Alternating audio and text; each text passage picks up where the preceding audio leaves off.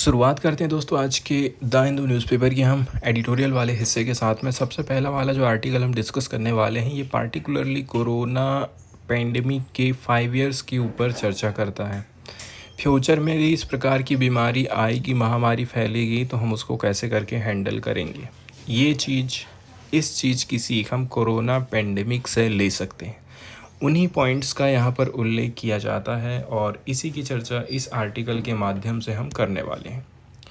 एक सेंटेंस है जो Saramago only possible answer to the question of how we can survive the plague is by living.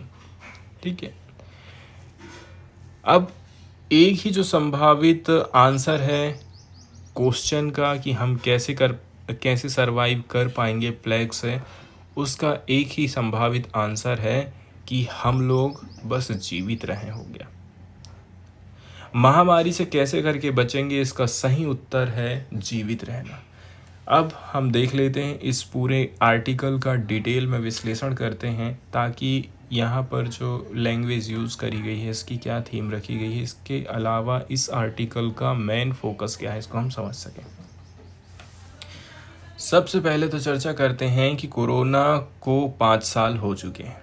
पिछले महीने मार्च में हमने पूरी दुनिया में कोविड-19 महामारी के 5 साल पूरे होने को चिन्हित किया है। इन वर्षों में कई सारे कार्यक्रम, कई सारी घोषणाएं, कई सारे लोगों ने एडिटोरियल भी लिखे हैं। इसके अलावा बहुत सारे कॉन्फ्रेंसेस भी आयोजित हो चुके हैं। लेकिन कुछ लोग अभी भी ऊपर वाली जो लाइन हम पढ़े थे, जो सारामेगो की बातों पर विचार कर रहे हो कि क्या हमने महामारी से कुछ सीखा है कि नहीं। इसके अलावा हमने एक healthy, innovative and inclusive society की दिशा में कोई प्रगति करा है कि नहीं करा है, ये सारे क्वेश्चन का आंसर यहाँ पर हम ढूंढने की कोशिश करेंगे। अब बहुत सारे जो सबक हैं जो कि हमको कोविड-19 बीमारी से मिले हैं, जैसे कि ट्रस्ट की कमी हो जाना। महामारी ने ये दिखा दिया है कि जो हेल्थ से रिलेटेड हमारे पास में संसाधन हैं, डॉक्टर, नर्स, मेडिसिन, बेड और भी अन्य चीज़, वैक्सीन, इसके अलावा सार्वजनिक स्वास्थ्य मार्गदर्शन मतलब सरकार की कुछ गाइडलाइंस, इसमें लोगों का भरोसा कितना कमज़ोर हो सकता है। सरकार कह रही है वैक्सीन लगवा लो, लेकिन लोग नहीं लगवा रहे हैं। उनको लगता है कि कहीं ये बीमारी हो जाएगी, कहीं वो बीमारी हो जाएगी, कहीं कोरोना हो जाएगा, ऐसे बहुत सारी चीज़ें, कहीं बुखार आ जाएगा।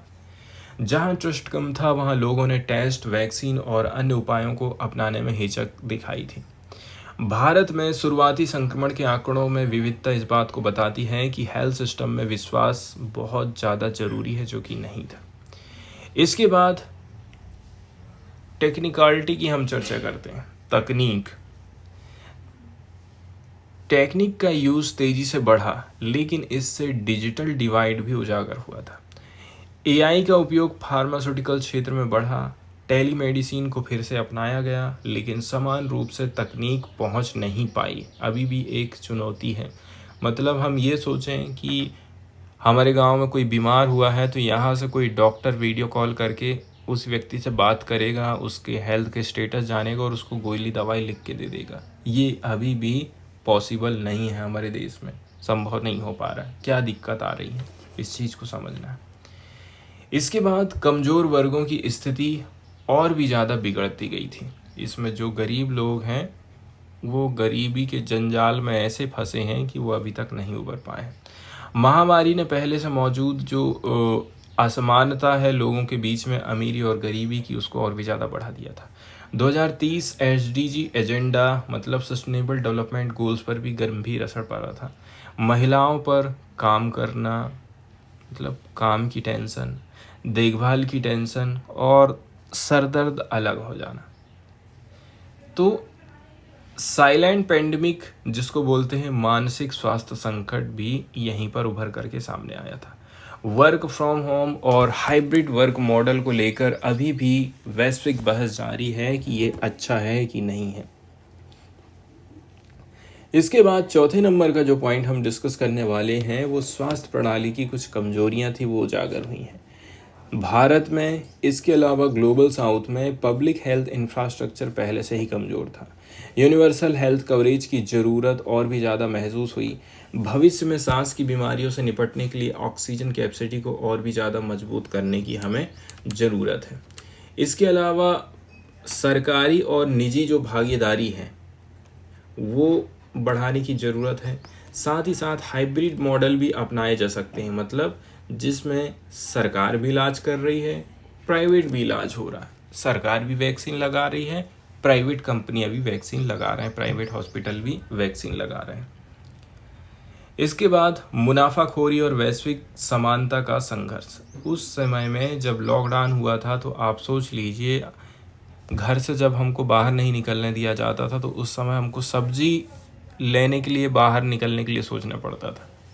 उस समय में सब्जी का रेट कितना ज़्यादा हाई हो गया था, मास्क का रेट कितना ज़्यादा हाई हो गया था, इसको आप समझ सकते हैं। इंटेलेक्चुअल प्रॉपर्टी को लेकर के बहस छिड़ गई थी। इनोवेशन बचाया जाए या फिर वैश्विक समानता को प्राथमिकता दी जाए। इसके अलावा अफ्रीका जैसे क्षेत्रों को वैक्सीन नेशनलिज्म का शिकार होना पड़ा। इसने साउथ कोऑपरेशन की ज़रूरत को रेखांकित कर दिया है।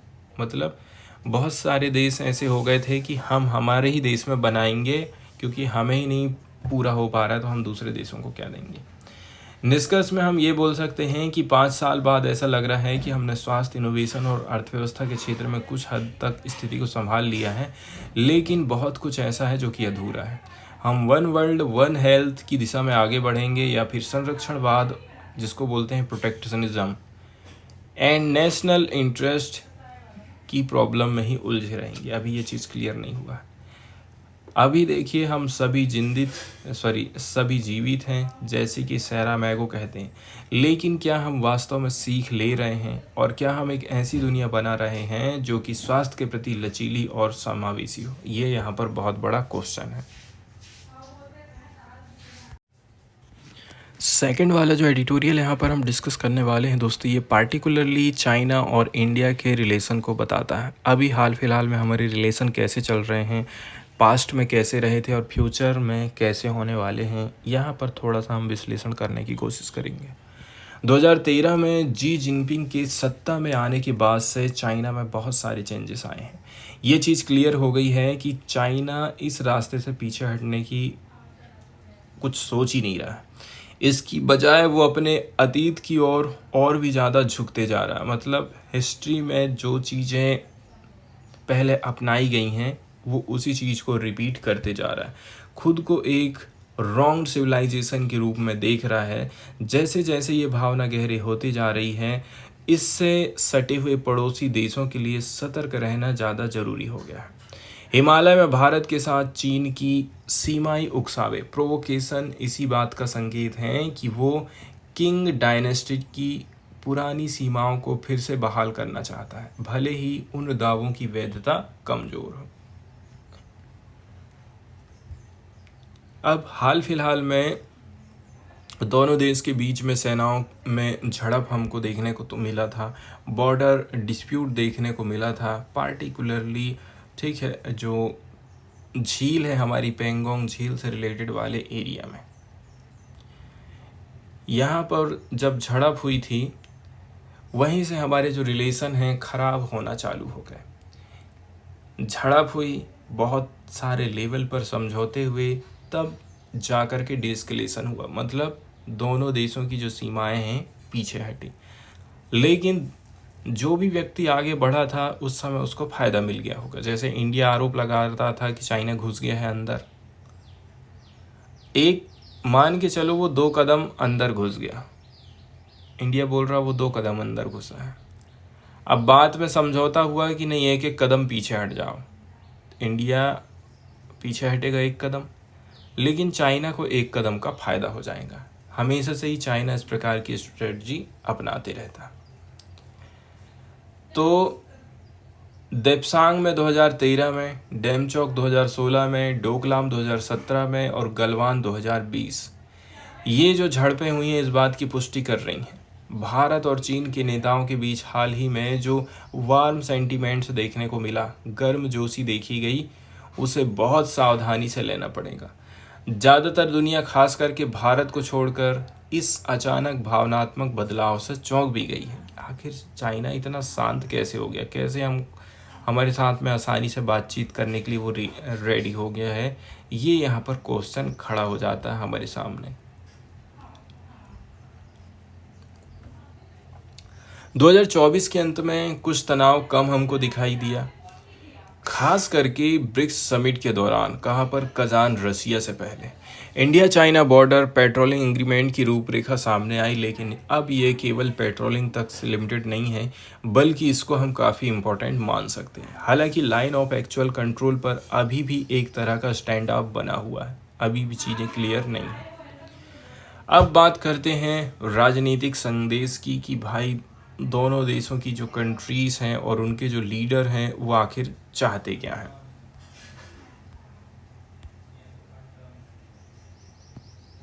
चीन ने नवंबर 2024 में बोला था कि दोनों देश सीमा विवाद सुलझाने, इसके अलावा पेट्रोलिंग दोबारा शुरू करने पर सहमत हो गए।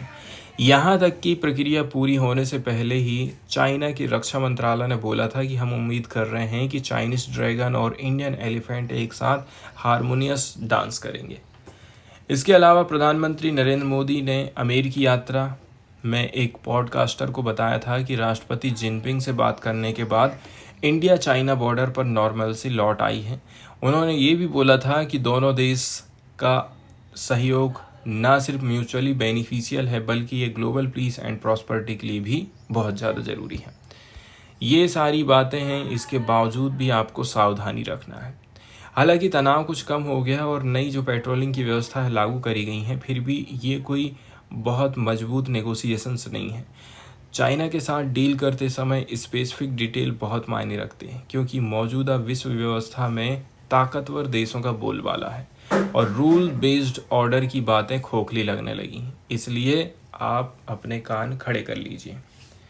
इसके बाद हम बात करते हैं रियलिटी चेक की।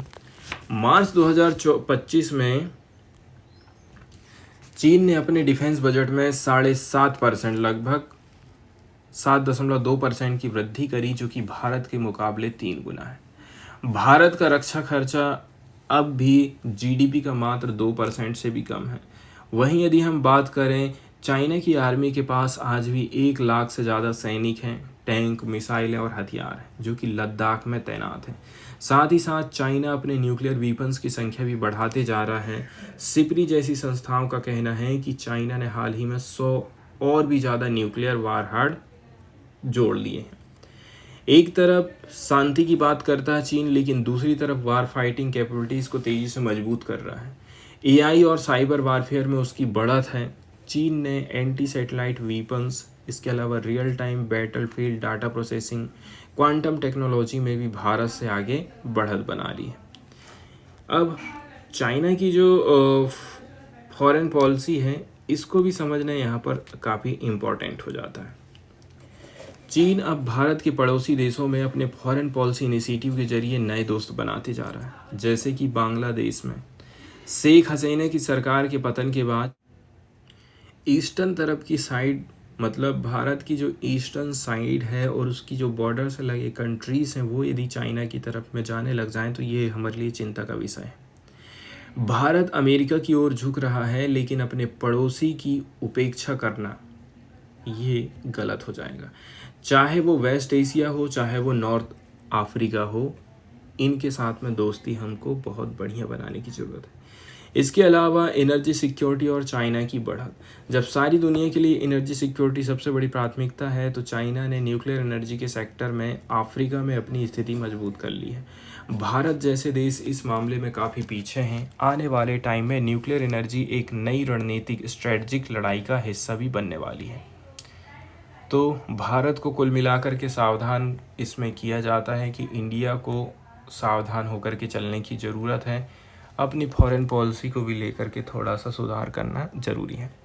भारत को ये चीज़ ध्यान में रखना है कि अमेरिका के प्रेसिडेंट डोनाल्ड ट्रंप अस्थिर नेता है। इससे चीन को कोई नुकसान नहीं होने वाला है, ना ही कोई समझौता होने वाला है। भारत को इस तरह की संभावनाओं के लिए पहले से ही तैयार रहना है।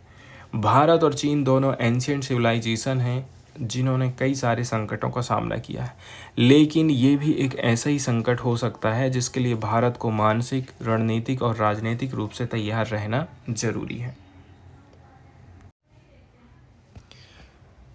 न्यूज़ वाले सेक्शन की तरफ यदि हम जाएं दोस्तों, तो हाल फिलहाल में जो ट्रेड वार चल रहा है चाइना एंड अमेरिका के बीच में, उससे रिलेटेड ये नई न्यूज़ आई है जिसमें बोला जा रहा है अमेरिका ने न जाने क्या अपने माइंड में लाया है। इसके बाद उसने बोल दिया अभी जो मैंने टैरिफ बढ़ाया था उसको मैं 90 दिन के लिए रोक रहा हूँ, लेकिन चाइना के ऊपर तो कंटिन्यू रहेगा। टैरिफ और भी ज़्यादा बढ़ा दिया है, 125% कर दिया। 100% तो छोड़ दो, 125%।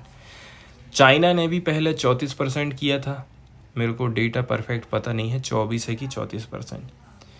अब उसने बोला है कि वो इतना बढ़ाया है ना, तो मैं कैसे पीछे रह सकता हूँ, मैं भी 84% कर दूंगा, टैक्स वसूलूंगा अमेरिका से। इससे क्या होगा, अमेरिका की जो सामान है ना चाइना में जा कर के महंगे हो जाएंगे। दूसरा काम उसने ये भी बोला है जो रेयर अर्थ मेटल है ना उनकी सप्लाई रोक दिया है। अब मैं बोल रहा मैं अमेरिका को नहीं भेजूंगा। इससे क्या होगा, अमेरिका की इंडस्ट्री के लिए जो कच्चा मटेरियल है ना, बहुत इम्पोर्टेंट मशीनों के लिए, जैसे सिटी स्कैनर है, इसके अलावा भी बहुत सारी जगह जैसे कि मोबाइल का चिप हो गया, इन सारी चीज़ों के लिए कच्चा मटेरियल चाइना को नहीं अमेरिका को नहीं मिल पाएगा। इससे ये सारी चीज़ें महंगी हो सकती हैं। तो ट्रंप ने अचानक 90 दिनों का ब्रेक घोषित कर दिया है। बुधवार को घोषणा किया है कि 90 दिनों के लिए अधिकांश देशों के खिलाफ हाई टैरिफ की जो रेट है उसको रोक रहे हैं। उन्होंने बोला कि 75 से अधिक देशों ने बातचीत के लिए हमको कांटेक्ट किया था और उन्होंने अमेरिका के खिलाफ कोई प्रतिशोध भी नहीं लिया था, इसलिए पॉज लगाया गया है। लेकिन चीन को बख्शा नहीं गया है। चाइना के लिए टैरिफ दर बढ़ाकर के 125% कर दी गई है। ट्रंप ने बोला है कि चाइना ने ग्लोबल मार्केट का रिस्पेक्ट नहीं किया है, इसलिए अमेरिका चीन से लिए जाने वाले शुल्क को 125% कर रहा है। इससे पहले ही उन्होंने चाइना से इंपोर्ट पर 104% तक बढ़ा दिया था, मतलब पहले जितना भी था उसको 104% कर दिया था। चाइना ने भी बोला है कि मैं जितना भी लगा रहा था ना, अब 84% लगाऊंगा। अमेरिका में क्या चेंजेस हमको देखने को मिला है यदि इस प्रकार का ये ट्रेड वॉर हो रहा है, अमेरिका ने अचानक से डाउन कर दिया है टैरिफ, तो जाहिर सी बात है वहाँ का जो लोकल मार्केट है, शेयर बाजार है, वो थोड़ा सा उछाल पाएगा। यूरोपीय संघ की प्रतिक्रिया की यदि हम बात करें, यूरोपीय संघ ने भी काउंटर एक्शन की घोषणा करी है। अमेरिका के द्वारा स्टील और एल्यूमिनियम पर टैरिफ लगाए जाने के जवाब में EU ने 20 बिलियन यूरो के अमेरिकी उत्पादों जैसे कि सोयाबीन, मोटरसाइकिल, ब्यूटी प्रोडक्ट पर टैक्स बढ़ा दिया है। लेकिन उन्होंने बुधवार को लागू है 20% अमेरिकी टैरिफ पर कोई सीधा जवाब नहीं दिया था। वहीं यदि हम इसके व्यापक विश्लेषण की बात करें, ये जो व्यापार युद्ध है ना कैसे करके रूपांतरित हो जा रहा है, ये व्यापार युद्ध अब US वर्सेस चाइना हो चुका है। बाकी दुनिया को कुछ राहत तो दे रहे हो, लेकिन ग्लोबल मार्केट को अब भी प्रॉब्लम को झेलना पड़ेगा। अभी से ही आप देखेंगे पेट्रोल डीजल के दाम बढ़ने चालू हो गए हैं। एक रीज़न ये भी हो सकता है।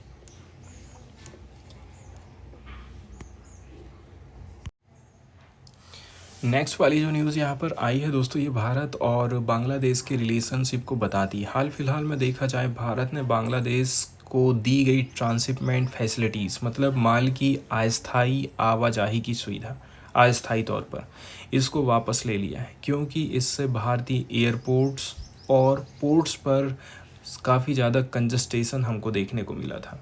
कंजस्टेड होने लगी थी चीज़ें, भीड़ भाड़ बहुत बढ़ जा रही थी। ये जानकारी बुधवार को भारत के विदेश मंत्रालय ने दी है। अब इसका उद्देश्य बांग्लादेश, नेपाल, भूटान व्यापार को प्रभावित करना नहीं है। किसने बोला है? सरकार ने। इस कदम का उद्देश्य है बांग्लादेश के नेपाल और भूटान के साथ व्यापार पर प्रभाव डालना भी नहीं है। इस फैसले से पहले क्या हुआ था? ये फैसला ऐसे टाइम में आया है जब हाल ही में बांग्लादेश की अंतरिम सरकार के मुख्य सलाहकार मोहम्मद यूनुस ने बीजिंग का दौरा किया और कुछ विवाद वाले बयान दे दी। उन्होंने बोला था कि बांग्लादेश के पोर्ट्स का यूज़ करते हुए नॉर्थ ईस्ट इंडिया और चीन के बीच ट्रेड को बढ़ाया जा सकता है। अब इस बयान पर भारत के कई नेता, खास करके असम के मुख्यमंत्री हेमंत बिस्व शर्मा ने आपत्ति जताई।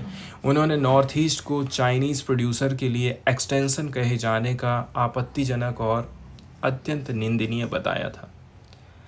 तो लोगों को ये लग रहा है कि हो सकता है कि ये जो कहना चाहिए बदला कुल मिलाकर के इंडिया ले रहा है, लोग ऐसा बोल रहे हैं। भारतीय अधिकारियों ने यह पुष्टि करने से इनकार कर दिया है कि ट्रांसशिपमेंट सुविधा की वापसी यूनुस के बयानों से जुड़ी हुई है। रणधीर जायसवाल का कहना है, बांग्लादेश को दी गई ट्रांसशिपमेंट सुविधा के चलते भारतीय एयरपोर्ट और पोर्ट्स पर भारी भीड़ भाड़ हो रही थी। इससे हमारे एक्सपोर्ट में देरी हो रही थी और लॉजिस्टिक कॉस्ट बढ़ रही थी। इसलिए ये सुविधा 8 अप्रैल 2025 से हम ख़त्म कर दिए हैं या फिर वापस ले लिए हैं।